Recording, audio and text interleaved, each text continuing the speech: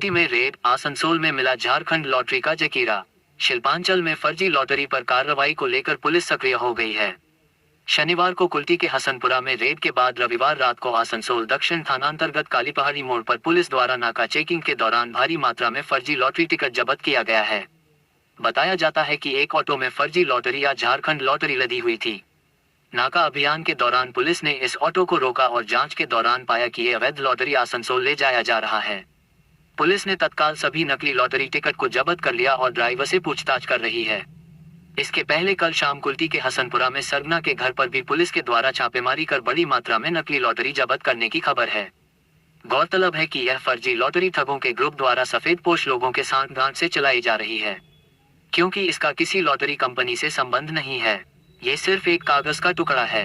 Lottery विक्रेता चंद पैसों के लाभ के लिए इस ठगी में शामिल हो रहे हैं, क्योंकि इस नंबर में अगर प्राइज मिलता है तो उसका भुगतान भी नहीं होगा। ये पूरी तरह से एक धोखाधड़ी का अपराध है। पुलिस को इस लॉटरी को बेचने वालों को भी पकड़ना चाहिए ताकि लोग इस ठगी का शिकार होने से बच सकें। आज के বিকালবেলা আমরা খবর পাই যে আমাদের আসানসোল স্টেশন থেকে একটা ছোট টেম্পো গাড়িতে প্রচুর পরিমাণ fake dear lottery ticket transportation হবে। তো সেই অনুযায়ী আমরা আমাদের কালীপাহাড়ি নাকা আছে তার কাছে আমরা ওখানে টিম পাঠাই। আসানসোল সাউথ থানা এবং জাহাঙ্গীর মহল্লার টিম মিলে ওখানে আমরা নাকা লাগাই এবং যে গাড়িটা আমাদের ইনপুট ছিল সেই গাড়িটা যখন আসে গাড়িটাকে আমরা ডিটেন করি।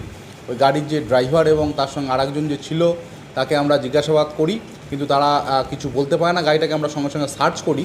সার্চ করে আমরা ওখানে 9 বস্তা প্রায় আপনার 8.61 লাখ মানে প্রায় 9 লক্ষ মতো এরকম ফেক ডিয়ার লটারির টিকিট পাই, যার বাজার মূল্য প্রায় 90 লক্ষ টাকা মতো।